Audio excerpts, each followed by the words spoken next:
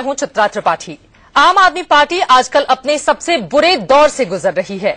लोकसभा चुनावों में सूपड़ा साफ होने के बाद अब पूरी पार्टी के वजूद पर सवाल उठने लगा है। एक तरफ पार्टी के भीतर घमासान जारी है, सीनियर लीडर आपस में खुलेआम लड़ रहे हैं, तो वहीं दूसरी ओर अरविंद केजरीवाल किसी भी कीमत पर अपने कुनबे को संभालने में जुटे हुए हैं। दिल्ली में 3 दिनों तक आम आदमी पार्टी की कार्यकारिणी की बैठक हुई। इस मीटिंग में केजरीवाल ने पार्टी को बचाने का खाका तैयार किया है। कुछ बड़े नेताओं को वापस बुलाने की तैयारी चल रही है। आज बीच बहस में हम इसी मुद्दे पर चर्चा करेंगे। हमारा सवाल है कि क्या अपने बिखरते कुनबे को बचा पाएंगे केजरीवाल? क्या आप अब खत्म होने की कगार पर पहुंच चुकी है?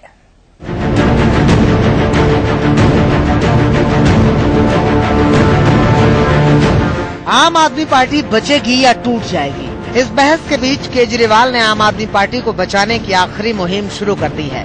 केजरीवाल अब हर उस शख्स को पार्टी में वापस लाना चाहते हैं जो या तो खुद आप छोड़कर चले गए या फिर उन्हें पार्टी छोड़ने के लिए मजबूर कर दिया गया। शाजिया इल्मी। केजरीवाल अब हर हाल में शाजिया इल्मी को पार्टी में वापस लाने की कोशिश में जुट गए हैं। खबर है कि शाजिया को पीएसी में शामिल किया जा सकता है। पीएसी यानी पॉलिटिकल अफेयर्स कमेटी, आप में फैसला लेने वाली सबसे बड़ी आम आदमी पार्टी खत्म होने की कगार पर है। अपने कुनबे को बचाने में इस वक्त अरविंद केजरीवाल जुटे हुए हैं। अब से थोड़ी ही देर के बाद आम आदमी पार्टी की ओर से प्रेस कॉन्फ्रेंस की जाएगी, आपको सीधे लिए चलेंगे, लेकिन उसके पहले सबसे बड़ा सवाल यह है, 4 बज गए लेकिन पार्टी अभी बाकी है। हमारे साथ कुछ खास मेहमान जुड़ चुके हैं जिनसे आपका परिचय करवा देती हूं और उनके साथ बीच बहस की हम शुरुआत करेंगे। हमारे साथ डॉक्टर संबित पात्रा बीजेपी के नेता स्टूडियो में मौजूद हैं। आलोक शर्मा कांग्रेस पार्टी के नेता भी हमारे साथ नोएडा से जुड़ेंगे। इसके अलावा संदीप दुबे आम आदमी पार्टी के नेता जुड़ चुके हैं हमारे साथ। नेशनल काउंसिल के फाउंडर मेंबर रह चुके अश्विनी उपाध्याय इस वक्त हमारे साथ जुड़े हुए हैं और विनोद कुमार बन्नी जो कि एमएलए हैं लक्ष्मी नगर से, वो हमारे साथ स्टूडियो में आम आदमी पार्टी के नेता जुड़ चुके हैं हमारे साथ।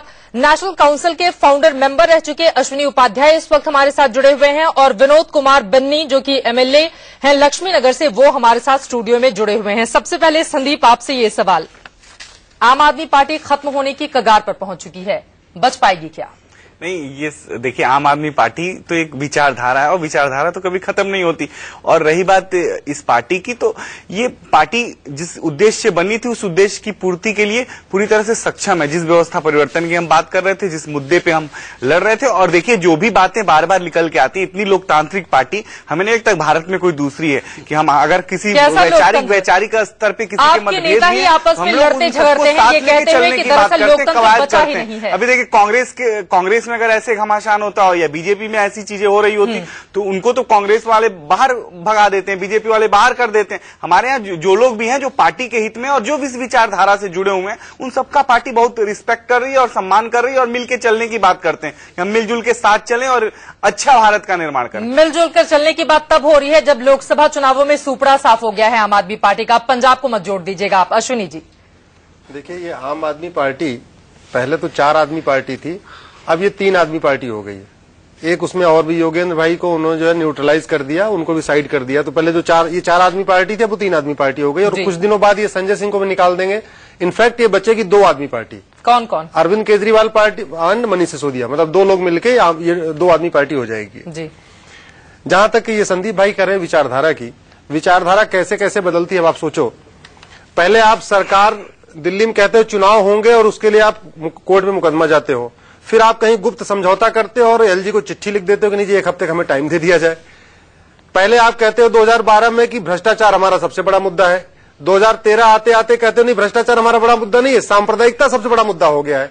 2014 में कहते हो जी अब दोनों बड़े मुद्दे नहीं रहे हैं, अब ये मुद्दा है कि आप कैसे भी करके एक पार्टी की सरकार मत बनाओ, मतलब खिचड़ी सरकार बन जाए। और अब इस बार जो भी सरकार बनेगी वो हमारे सहयोग के बिना बन नहीं पाएगी, 100 सीटें हमें मिलेगी। तो कुल मिला के व्यवस्था परिवर्तन, भ्रष्टाचार और सांप्रदायिकता ये मुद्दे नहीं है।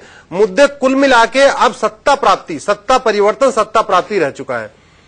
भारत के इतिहास में कभी ऐसा नहीं हुआ कि 1-1.5 साल के अंदर आपके 20% फाउंडर मेंबर पार्टी छोड़ के चले गए हों। बिल्कुल 20% फाउंडर मेंबर अब तक पार्टी छोड़ चुके हैं। वो फाउंडर मेंबर जो अपना सब कुछ लगाया, तनमन लगाया, हमारे जैसे लोग तो अपना नौकरी अच्छी खासी पैसे वाली तो नौकरी छोड़ के आ गए। भाई इन लोग कोई दिक्कत नहीं है। ये जो 4 आदमी हैं, इनकी तो अगली 10 जनरेशन बैठ के खाए तब भी कोई दिक्कत नहीं, इनका इतना बड़ा काम हो चुका है इनका अपना। हमारे जैसे लाखों युवा, हजारों लोग विदेशों से अपनी अपनी नौकरी छोड़ के आ गए थे। बहुत सारे डॉक्टर जो डॉक्टर बनने वाले थे डॉक्टर नहीं बन पाए, जो इंजीनियर बनते हुए इंजीनियर नहीं बन पाए, सब सड़कों पे आ गए। न देश बदला न कुछ बदला, ये लोग बदल गए और बाकी लोग सड़क पे आ गए। लोगों की उम्मीदों को खत्म करने का काम किया है अरविंद केजरीवाल और उनकी टीम ने। और यही सवाल विनोद कुमार बन्नी जी आपसे मेरा है। अब बहुत सारे ऐसे मेंबर हैं जिनको वापस ले जाने की कोशिश की जा रही है, अगर आपको बुलाया जाएगा तो जाएंगे आप? नहीं, मैं सवाल ही नहीं पैदा होता है। मेरे सारे सवालों के जवाब पब्लिकली देने होंगे इन लोगों को। अगर पार्टी में दोबारा बुलाने की कोई बात होती है तो पब्लिकली सबके सामने बैठना होगा और वो तमाम सवाल जो पार्टी में इंटरनल डेमोक्रेसी और कार्यकर्ताओं के साथ जो अनदेखी की गई, जो लोगों के साथ धोखा किया गया, जो सपना दिखा गया, उस करनी और कथनी में जो फर्क है, वो सारी चीजों को पब्लिक के सामने रखना होगा। उसके बाद हम विचार करने की बात करेंगे। उससे अन्यथा उसके बिना 1% भी संभावना नहीं है, चाहे वो कुछ भी लालच दें, कोई भी प्रयास करें। हम जब तक जनता के मुद्दे जिन पे हमने ये पार्टी बनाई थी, जिनमें हमने सहयोग किया था, उन सारे मुद्दों पे अगर पड़ा है। अरविंद केजरीवाल को एक बार सुन लेते हैं, स्वराज की बात सामने आ गया है। कुछ सबसे महत्वपूर्ण निर्णय ले यार जल्दी ले, वो आपके सामने रख रहा हूँ।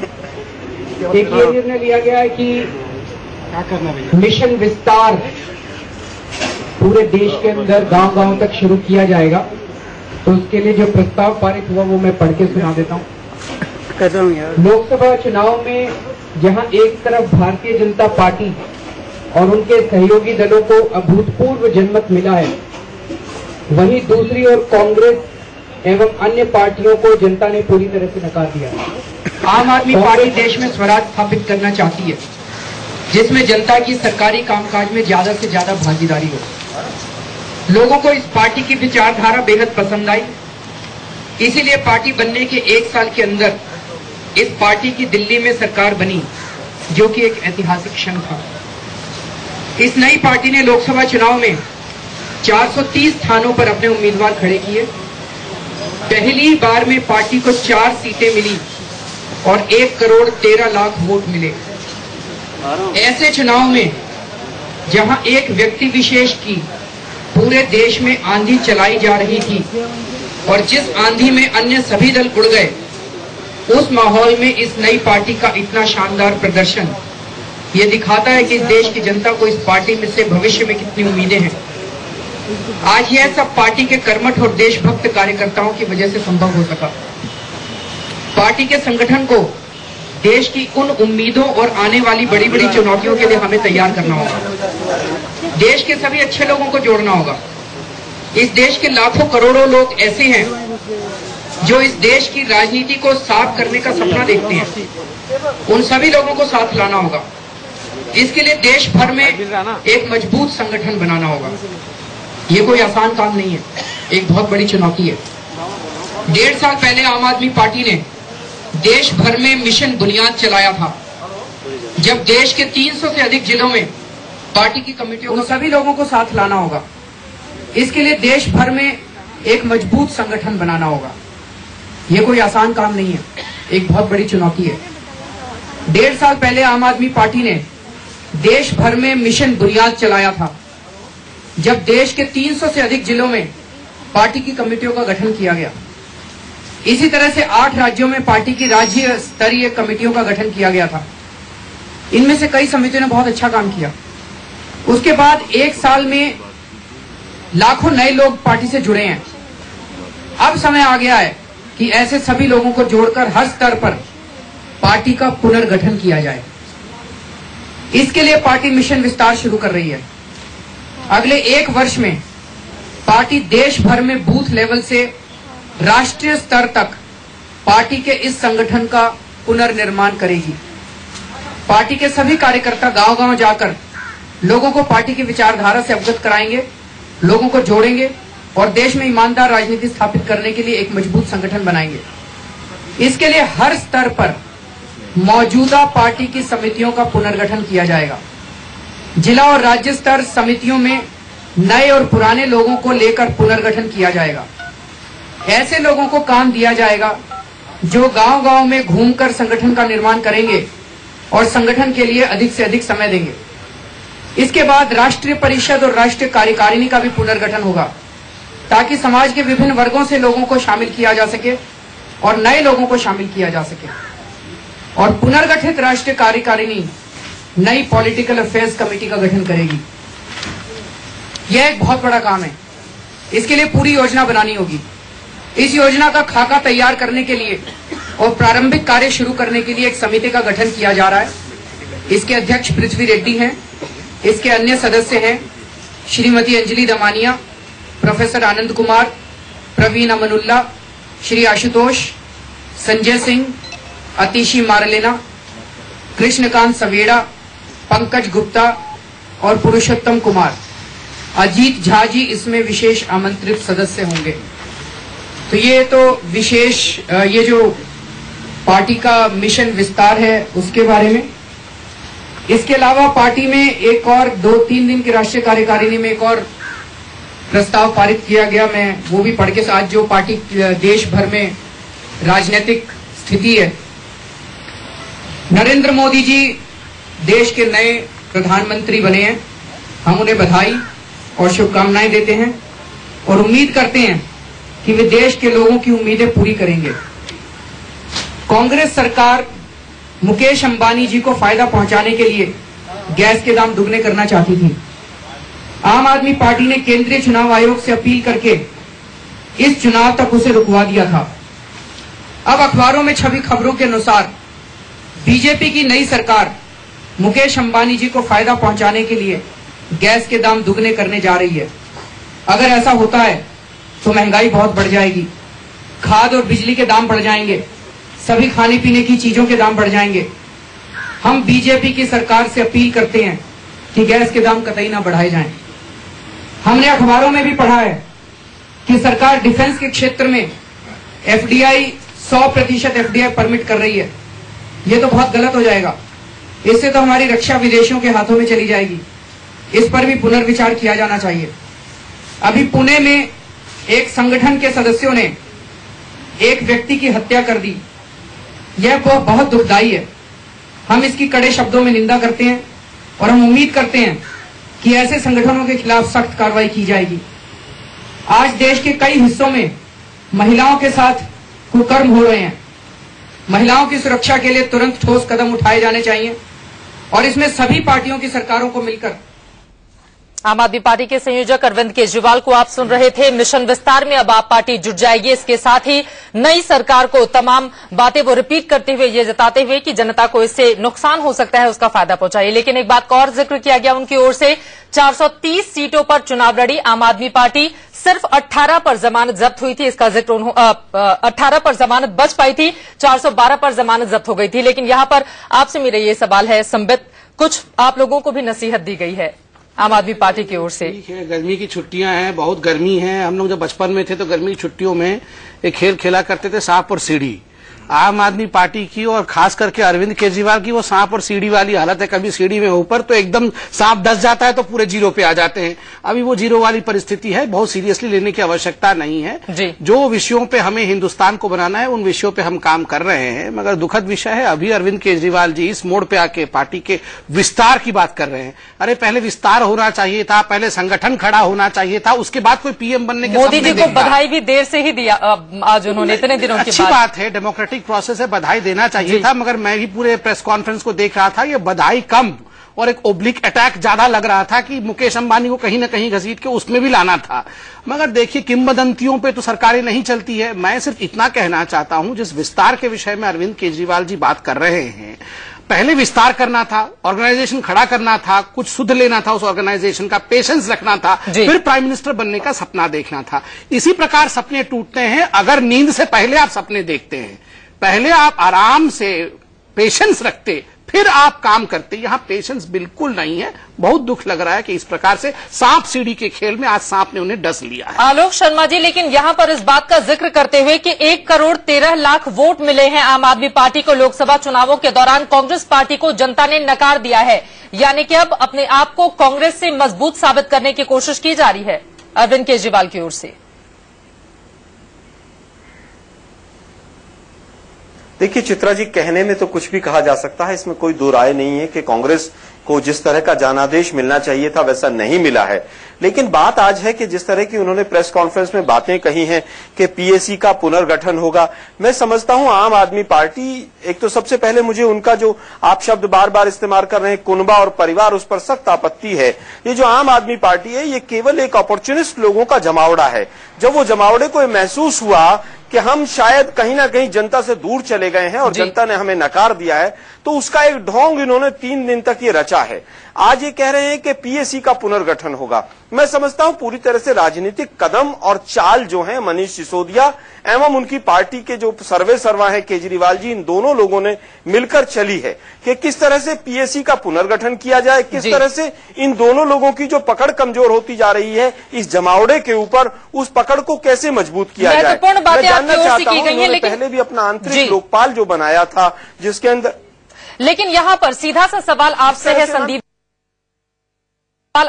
संदीप दुबे, क्या आपको नहीं लगता है कि अरविंद केजरीवाल की तानाशाही ने डुबो दिया है आम आदमी पार्टी को? देखिए, आम आदमी पार्टी एक तो हमारे कांग्रेस के मित्र और बीजेपी के मित्र दोनों लोग दिल खोल के सिर्फ बुराई करते हैं, उनको अच्छी चीजें नहीं लगती। देखिए, छोटी पार्टी है, जब खेत आप बोते हो, किसान जब फसल उगाता है। संदीप जी, हम बुराई नहीं कर रहे। संदीप जी, जो आपका इतिहास है हम केवल आज ये पार्टी है, स्ट्रक्चर में पहले भी कहा आंदोलन से निकल के हुए पार्टी थी और इस पार्टी ने आंदोलन के बाद चुनाव में वो गई और चुनाव के बाद इसको आज समय मिल रहा है स्ट्रक्चर पूरे देश में खड़ा करने की और अपने विचारों की पुनः स्थापना और राजनीति बराबर प्रयोग की वस्तु चीजें रही है। जब तक राजनीति में बार बार प्रयोग नहीं होंगे और राजनीति प्रयोग करने के बाद आज जब अच्छी व्यवस्था की फिर हम बात कर रहे हैं तो फिर बीजेपी और कांग्रेस को दिक्कत हो रही है। उनको ये लगता है कि जो स्पेस है इन दोनों पार्टियों की, और ये दोनों पार्टियां जो सोच रही हैं, ये बार बार बीजेपी के साथ तो सबसे बड़ी दिक्कत ये है कि ये जो आगे आगे हम करते हैं उसी का ये कॉपी करते हैं, लेकिन हम जो करते हैं उसकी बुराई ये करते हैं। मैं एक लाइन बता दूं, जरा अलाउड करें आप तो। देखिए, आप कह रहे हैं बार बार की विचारधारा बढ़ती नहीं है, विचारधारा नहीं धर्मशाला है, आ रहे हैं लोग, जा रहे हैं। अब देखिए, अंततः धर्मशाला तो सुना ही पड़ जाता है, नए लोग आते हैं, नए लोग चले जाते हैं, कोई स्थायी नहीं है। आपके पार्टी में कोई विचारधारा नहीं है संदीप भाई, और मुझे दुख हो रहा है कि जिस प्रकार से इतने युवाओं की जिंदगी को आपने बर्बाद किया। अभी अश्विनी जी बता रहे हैं लोग नौकरी छोड़ छोड़ के आए हैं विदेशों से। बिल्कुल, आप देखिए उसके बाद आज सड़कों पे पड़े हुए, उन्हें समझ में नहीं आ रहा है कि वो उस पार्टी के साथ जुड़े, कोई विचारधारा उन्हें नजर नहीं आ रहा है। क्या हो रहा है आम आदमी पार्टी, इसी वजह से उसका ये हश्र देखने को मिल रहा है। अश्विनी, जिंदगी को आपने बर्बाद किया। अभी अश्विनी जी बता रहे हैं लोग नौकरी छोड़ छोड़ के आए हैं विदेशों से। बिल्कुल, आप देखिए उसके बाद आज सड़कों पे पड़े हुए, उन्हें समझ में नहीं आ रहा है कि वो उस पार्टी के साथ जुड़े, कोई विचारधारा उन्हें नजर नहीं आ रहा है। क्या हो रहा है आम आदमी पार्टी, इसी वजह से उसका ये हश्र देखने को मिल रहा है। अश्विनी जी, चित्रा, आज क्या हुआ कि आज चूंकि मैं संस्थापक सदस्य हूं तो सारे लोग जानते हैं, मैं वहां का लीगल सेल देखा करता था, पार्टी का registration, election commission of India में मेरे सिग्नेचर सब कुछ पास होता था। आज भी वहां पे कई संस्थापक सदस्यों ने बैठक में ये कहा कि अश्विनी जी जिन सवालों को उठाया उसका जवाब आप दीजिए। अरविंद कहते हैं कि काम करो, ये सवाल मैं आपको अलग से बता दूंगा जी। तो लंच के बाद उसने बोला जी हाँ, आप तो टाइम हो गया, आप मुझे बता दो अकेले, अगर सबके सामने बता रहे हो। बोले काम करो, ईमेल आईडी दे दो, आपको मेल कर देंगे उनके सवालों का जवाब। मेरे सवालों का जवाब वहां नेशनल काउंसिल की बैठक में नहीं दे पा रहे हैं और उस बंदे कह रहे तो मैं मेल कर दूंगा।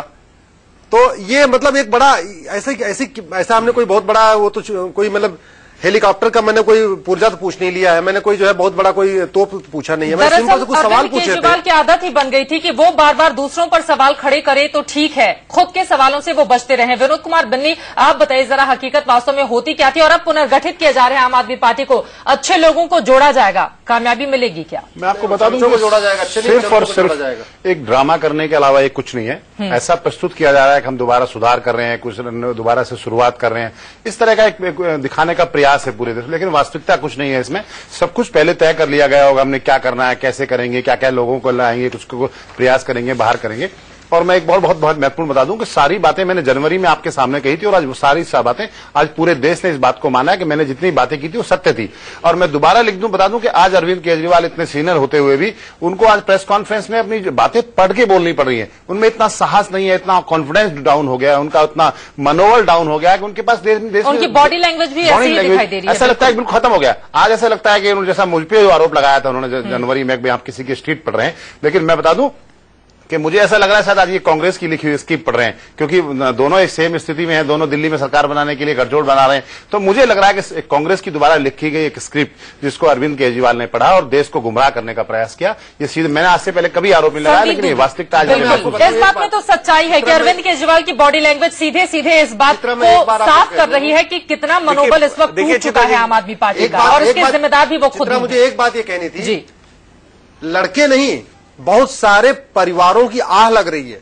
भाई जिसका इकलौता लड़का है जो डॉक्टर बनने वाला था, वो डॉक्टर नहीं बन पाया, वो बेचारा आज न डॉक्टर बन पाया, न नेता बन पाया, न पार्टी के लिए काम कर पा रहा है, उसके तो वो लड़का ही नहीं परेशान, उसके माँ बाप परेशान है। ऐसे बहुत सारे ऐसे लोग हैं जो शादीशुदा थे, बाल बच्चे वाले थे, आज की डेट में उनके घर में जो है मतलब भुखमरी कगार पे आ गए हैं, लोग अपने बच्चों को पढ़ा नहीं पा रहे हैं, नौकरी छोड़ दिया, अच्छे अच्छे इंजीनियर अच्छे से डॉक्टर अपनी छोड़ के आ गए।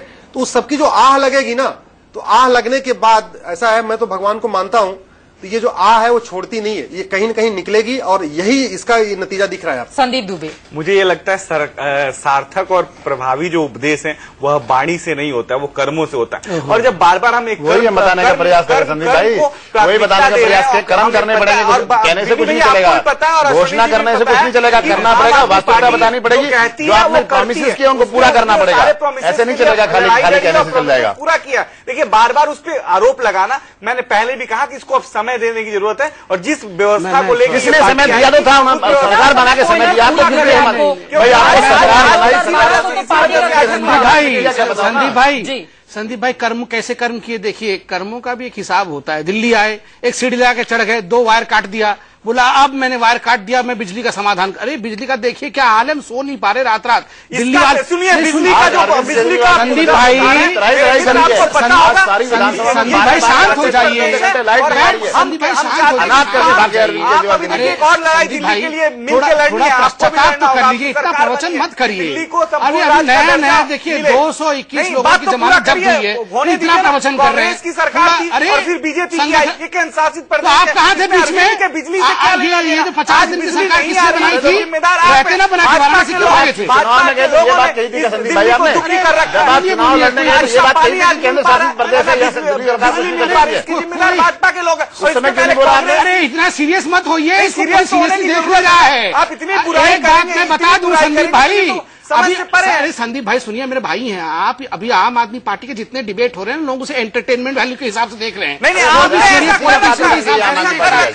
तो इसलिए आप पार्टी और मजाक और हंसी का बात मजे में बोलिए, कर्म सब अरविंद केजरीवाल जी ने किया है उसी का भुगत रहे हैं। अरे कर्म आप करेंगे तो हम थोड़ी भुगतेंगे, आप ही ना भुगतेंगे तो आप ही भुगत रहे हैं। एक्चुअली दुर्भाग्य ये है कि इतना सब होने के बाद आज भी आसाराम के करीब 4-5 करोड़ सपोर्टर आज भी भारत में हैं। निर्मल बाबा के लगभग 2-2.5 करोड़ सपोर्टर हैं। तो ये भारत में ऐसे होता है कि एक बार जब दुकान चल जाती है तो थोड़ा वक्त लगता है, लेकिन जनता काफी कुछ जान गई है। भाई पॉलिटिक्स आप निर्मल बाबा स्टाइल में पॉलिटिक्स नहीं कर सकते कि कभी जो है आप गोलगप्पे खिला रहे हो, कभी पानी बतासा खिला रहे हो, कभी चाट पकौड़ी खिला के ऐसे जनता को सीधे सीधे आप एक एरिया सेट करिए। एजेंडा हमारा करप्शन फ्री इंडिया था, करप्शन फ्री इंडिया पे हम रुक नहीं पाए, हम सांप्रदायिकता पे भाग गए, फिर हम खिचड़ी सरकार में बन गए, फिर हम उर्दू वाली टोपी पहनने लग गए, फिर हम ये करने। अरे उर्दू की टोपी से भ्रष्टाचार से क्या लेना देना? सलीम बन के भ्रष्टाचार से क्या लेना देना यार? नहीं, हमें अपने उसी अड्डे पर रहना चाहिए था, जिसको किया और बीच में छोड़ दिया। जनता भरोसा दोबारा कैसे करेगी? सबसे बड़ा सवाल तो यही है। आलोक जी, वक्त की कमी है, चलते चलते ये बताइए, आपको लगता है कि पुनर्गठित हो पाएगी आम आदमी पार्टी दोबारा, जो अब खत्म होने की कगार पर पहुंच चुकी है? चित्रा जी, बिल्कुल किसी तरह की कोई संभावना नहीं है। ये जो जमावड़ा है अपॉर्चुनिस्ट लोगों का, ये पूरी तरह से बिखर चुका है। और आज जो दिल्ली के अंदर जिस तरह की दुर्दशा पानी और बिजली को लेकर है, उसके लिए आम आदमी पार्टी और भाजपा दोनों पूरी तरह से जिम्मेदार। मैं लास्ट में देखिए, हमारे यहाँ एक किस्सा कहा जाता है बिहार में, सुनिए, गुड़ खाए और गुलगप्पे से परहेज। ये तो आपके ऊपर भी लागू होता है, पूरी तरह से लागू होता है। सरकार चलाई हर काम के लिए दोष सिर्फ अरविंद को दे रहे हैं। 5 सेकंड देखिए, सलीम और अकबर की लड़ाई में जो है आम आदमी पार्टी को दीवार में चुनवा दिया गया है। दीवार में आम आदमी पार्टी दबी। सलीम और अकबर की लड़ाई तो पूरे हिंदुस्तान में 2 दिन। संबित जी, आप मुद्दे पर आइए ना, आपकी यहाँ पर सलीम उन्हीं के पार्टी में, अकबर भी उन्हीं के पार्टी में है। सलीम को हर कोई जानता है। योगेंद्र जी, अरे आप क्यों परेशान हो रहे हैं? अरविंद केजरीवाल के कांग्रेस के पार्टी के हैं क्या? आप परेशान क्यों हो रहे हैं? अकबर तो हमने उनको कहा एक के, और सलीम तो योगेंद्र जी हैं। समझे, आप तो परेशान हो रहे हैं। मैं कह रहा हूँ आम आदमी सरकार बनाने वाले हैं क्या उनके साथ मिलके गति कर दी है, उसके लिए जिम्मेदार है आप तो। अभी जो अगर यही जी बता रहे थे तो इसमें कोई हकीकत तो नहीं है ना। दिल्ली की जनता तौबा कांग्रेस की लिखी हुई स्क्रिप्ट पड़ी गई है, क्योंकि आजकल दिल्ली में आम आदमी पार्टी और कांग्रेस दोनों बहुत अंदर से बहुत प्रयास किया जा रहा है कि हम सरकार बनाए, और स्क्रिप्ट जो पड़ी गई, मनोबल इतना डाउन है, कॉन्फिडेंस इतना डाउन है, आत्मविश्वास इतना डाउन है, और ऐसे पढ़ा गया जैसे एक एक शब्द को कहीं गलत नहीं हो जाए, क्योंकि कहीं से लिखी हुई चिट्ठी आती है तो पड़ी जाती है। एलजी को चिट्ठी लिखने के पहले फार्म हाउस में बैठक हुई, वो बताया ना किसके साथ बैठक हुई एलजी की चिट्ठी लिखने के पहले। यही तो बात है ना कि महत्वपूर्ण बातों को आम आदमी पार्टी छिपा जाती है और सिर्फ वही बातें जो जनता को सुनानी होती हैं उसे लेकर अरविंद केजरीवाल सामने आ जाते हैं। सच्चाई यही है कि अरविंद के अहंकार की वजह से आम आदमी पार्टी इस वक्त खत्म होने की कगार पर है और उसे दोबारा एकजुट करने की कोशिश उनकी ओर से की जा रही है। आप तमाम मेहमानों का बहुत शुक्रिया हमारे साथ इस बीच बहस में